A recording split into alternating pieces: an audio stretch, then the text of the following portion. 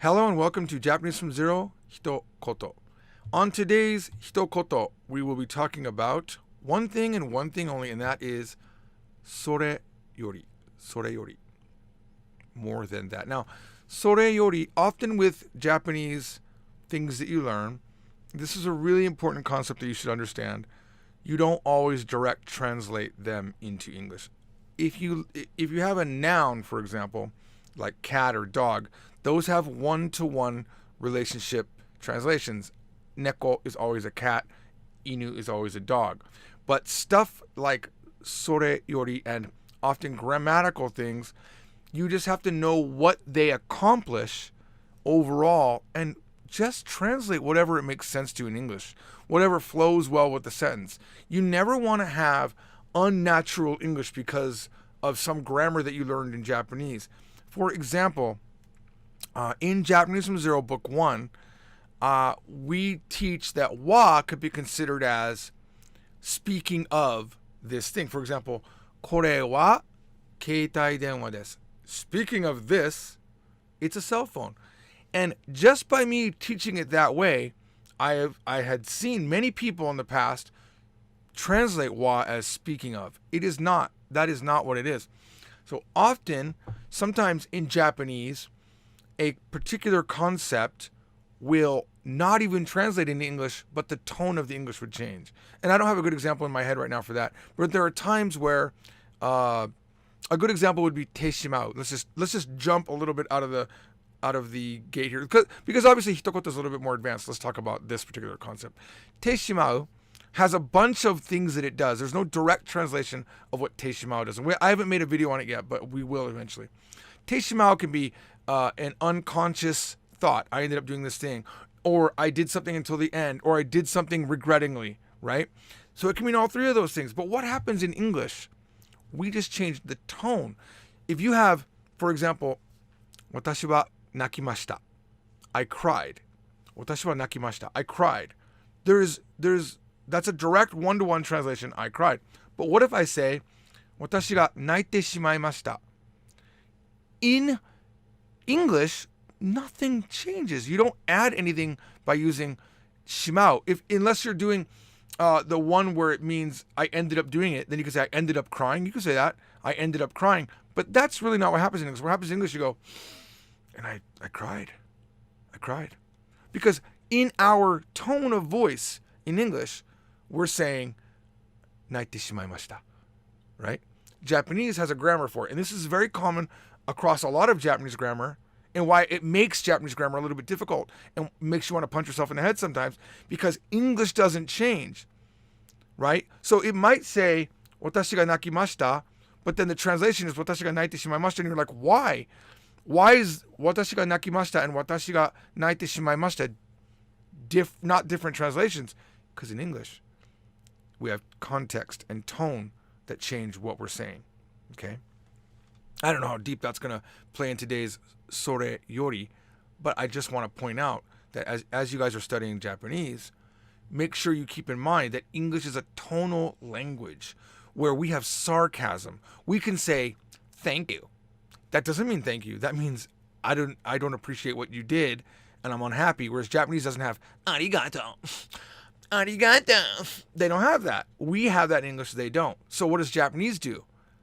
They have different ways of saying things. That's why there's a lot more, it feels like at least there's a lot more grammar in Japanese that doesn't exist in English. Okay, let's just jump right into it, right? I already spent like 20 minutes talking about completely different related grammar because I felt like it was important. All right, here we go. So we're going to talk about sore yori, which is directly loosely translated as more than that. But please don't always do that. Here's where it's used, okay? So it's used to say, don't worry about it. Very common. Now you could say, well, wait a minute. Don't worry is 心配しないでね. And this is the other thing. When you speak Japanese, a lot of times you'll be unnatural because you're going to take what you're thinking in your brain and translate it directly into Japanese. So you'll think, like your friend will say, oh, I'm sorry I kicked you in the shin. It was an accident. And you go, 心配しないで. That's a little bit weird, right? You could say, maybe say 気にしないで would be better, right? But you're thinking, don't worry, right?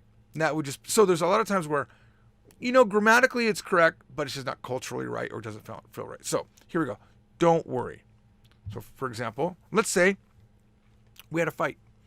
This happens a lot. This happens a lot with my wife, right? Or with, good friends. If you're a good friend, there's a saying in Japanese. Let me just jump to the sentence first. 昨日怒ってごめんなさい。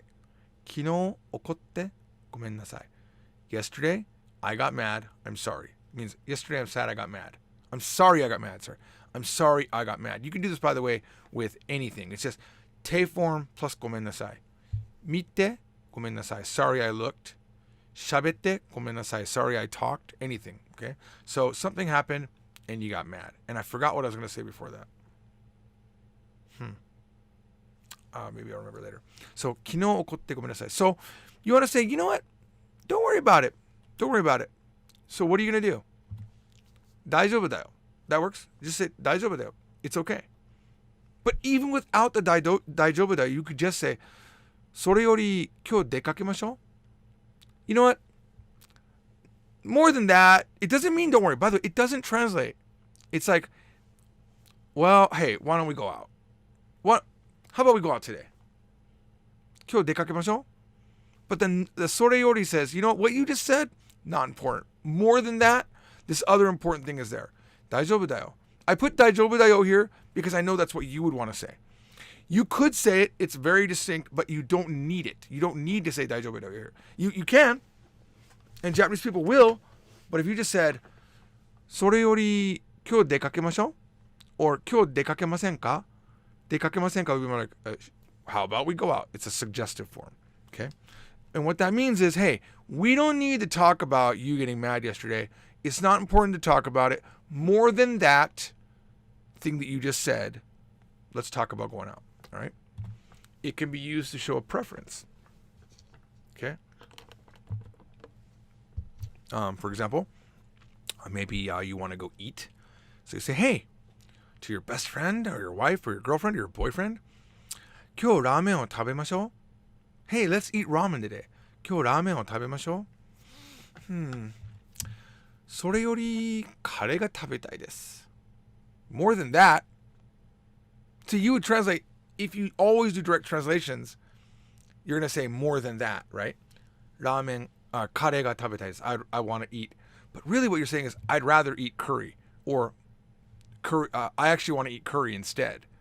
Even though there are words to say, like, カレーの方が食べたいです. You could say that. But that's the hard part with words like this because you're always looking for that direct translation. Stop doing that. If you always look for direct translations, you could never be an interpreter, for example, because your idea is to interpret the desire of what someone is saying in the closest approximation to how they were feeling when they said it. And when you say それより here, this is actually pretty direct. You're saying, well, more than ramen, I'd rather eat curry. All right. This can be used as show, offer. What am I doing here? Offer an alternative. The word show is not necessary. I should have deleted that. In typical George Trombley fashion, I forgot to delete something. All right. So let's say your friend says this, and this is a big pet peeve of mine. Oh my gosh, do I hate when people do this. I hate this. This is a trigger point for me.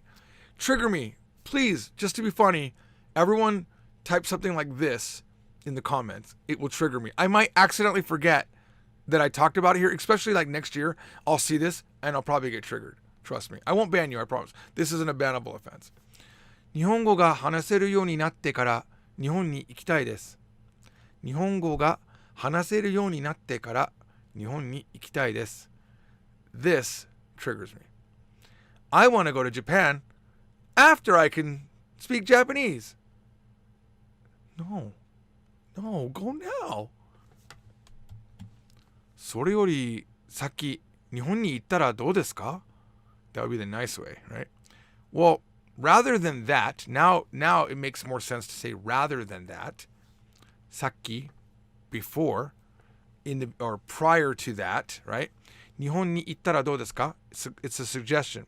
Why don't you go to Japan before? Which is exactly what I think you all need to do.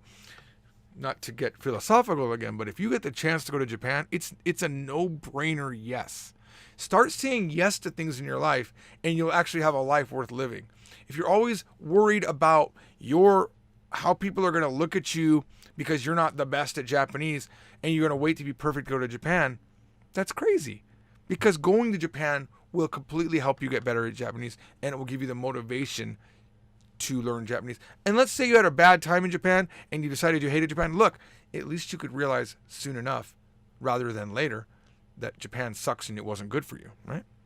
It saves you time. Go to Japan. If you have the time and the money and the opportunity, go to Japan. This is for Jack, because I haven't talked to Jack in a while. I know Jack watches these. What's up? Did you decide to go to Japan? Let me know in the comments. I know you were talking about it. I know we were debating it.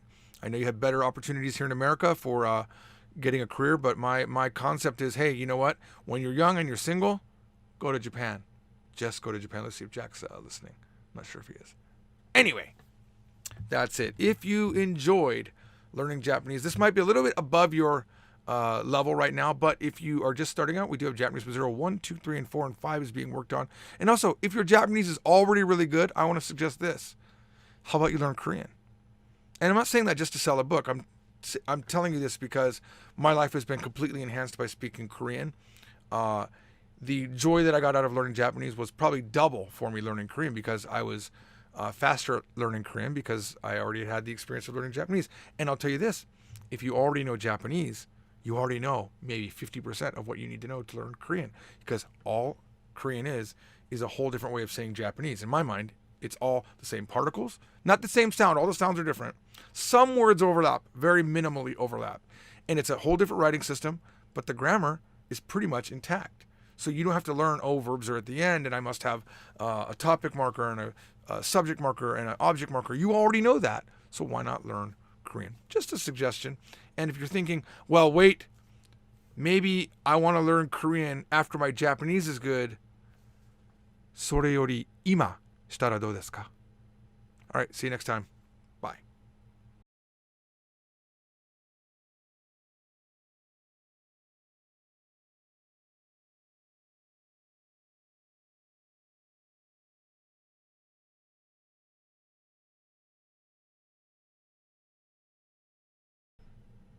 We are Siamese, if you please. Why did I do that? I don't know what I was trying to, mentally now my PowerPoint doesn't want to start. Oh, it's still going. There we go. All right.